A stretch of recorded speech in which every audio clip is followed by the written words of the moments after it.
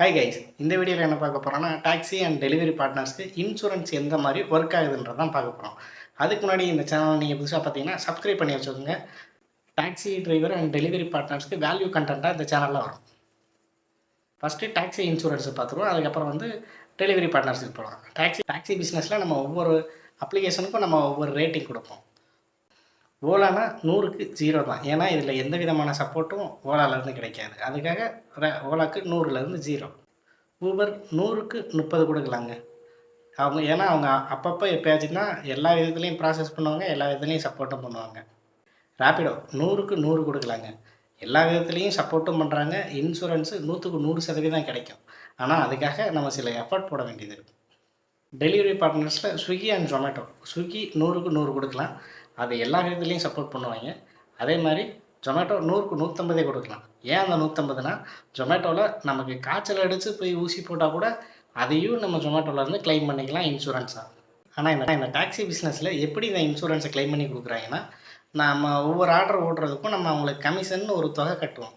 அந்த கமிஷன் காசை வச்சதில் ஒரு பார்ட் இன்சூரன்ஸ் கம்பெனிக்கே போகுது. அதனால தான் ரேப்பிடோவில் அதிகமான கமிஷன் வாங்குவாங்க, அங்கே இன்சூரன்ஸ் நல்லா இருக்குது. ஓலா ஊபரில் கமிஷன் பெருசாக கிடையாது, ஆனால் அங்கே நமக்கு சப்போர்ட்டும் பெருசாக கிடையாது. ஆனால் இந்த இன்சூரன்ஸ்லாம் நம்ம கிளைம் பண்ணணும்னா அதுக்குன்னு சில விதிமுறைகள்லாம் ஃபாலோ பண்ணணும்.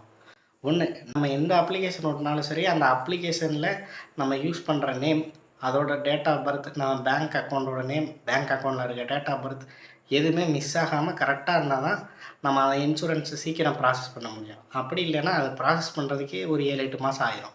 அதனால் நீங்கள் டாக்ஸி எதில் ஓட்டினாலும் சரி, பைக்கு, காரு, ஆட்டோ, நீங்கள் எதாக இருந்தாலும் சரி, உங்களோட நேமு, உங்கள் டேட் ஆஃப் பர்த்து, உங்களோட ஆதார் கார்டு அண்ட் பேங்க் அக்கௌண்ட்டில் இருக்க நேம், பேங்க் அக்கௌண்ட்டில் இருக்க name and date of birth எல்லாமே கரெக்டாக இருக்கான்னு ஒரு தடவை செக் பண்ணிக்கோங்க. அப்படி அது தப்பாக இருந்துச்சுன்னா அதை மாற்றி வச்சுக்கோங்க. மாற்றி வைக்கலைன்னா மாற்றி வச்சுருங்க உடனே. அது ரொம்ப முக்கியமான விஷயம் இன்சூரன்ஸ் கிளைம் பண்ணுறதுக்கு. இந்த இன்சூரன்ஸ் எப்படி கிளைம் பண்ணணும்னா, இப்போ உங்களுக்கு ஏதோ ஒரு ஆக்சிடெண்ட்டோ இல்லை ஏதோ ஒரு நீங்கள் தனியாக போய் கீழே விழுந்தாலும் சரி, ஆனால் எதாக இருந்தாலும் நீங்கள் கிளைம் பண்ணிக்கலாம். ஆனால் அப்படி இருக்கும்போது நீங்கள் இதுக்கு கரெக்டான டாக்குமெண்ட் நீங்கள் அவங்களுக்கு கொடுக்கும்போது மட்டும்தான் அது ப்ராசஸ் பண்ண முடியும்.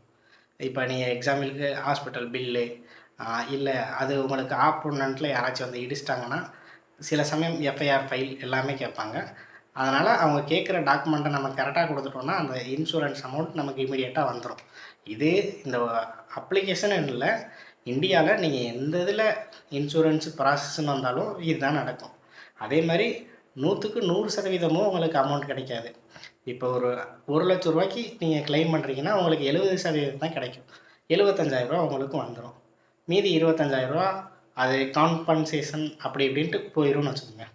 இந்த இன்சூரன்ஸ் நீங்கள் டிரைவராக இருந்தாலும் சரி, இல்லை டெலிவரி பார்ட்னராக இருந்தாலும் சரி, ஒரு கேப்டனுக்கு மட்டும்தான் வருன்றதில்லை, உங்கள் கூட வர்ற கஸ்டமருக்கும் கிளைம் ஆகும் நீங்கள் டாக்ஸி ஓட்டுறீங்கன்னா. ஆனால் நீங்கள் ஃபுட் டெலிவரி ஓட்டுறீங்கன்னா அது எதுவுமே உங்களுக்கு அப்ளை ஆகாது. ஏன்னா நீங்கள் தனியாக போகணுன்றது தான் கம்பெனியோட ரூல். அதனால் கம்பெனியோட ரூலை நீங்கள் ஃபாலோ பண்ணி தான் ஆகணும்.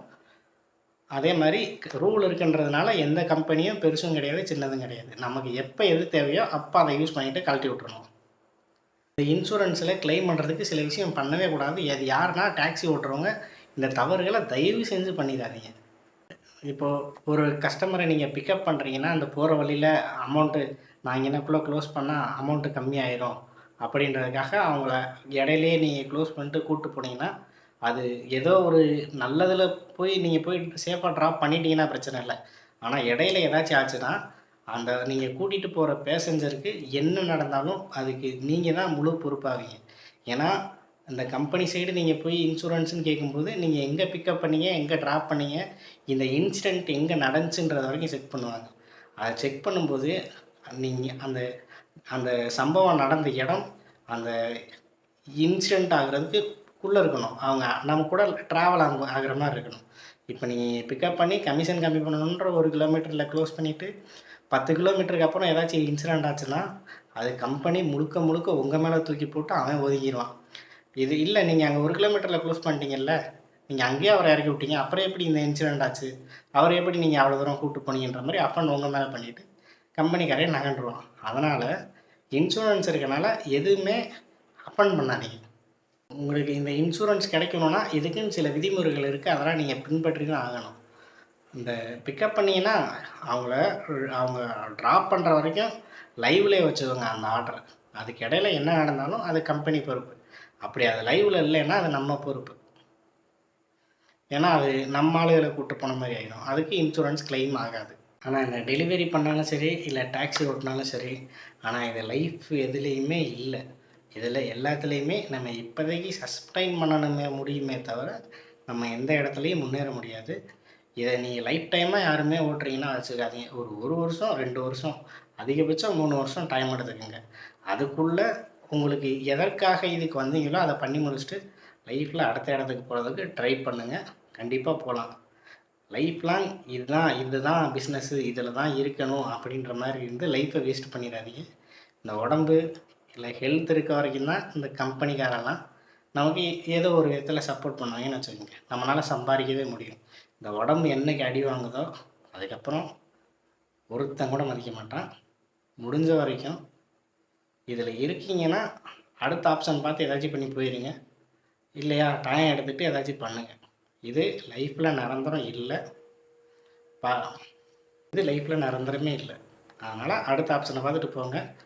உங்களுக்கு டாக்ஸி அண்ட் டெலிவரி பார்ட்னர்ஸில் என்ன சந்தேகனாலும் கமெண்ட் பண்ணுங்கள். அதை எக்ஸ்பிளைன் பண்ணுறேன்.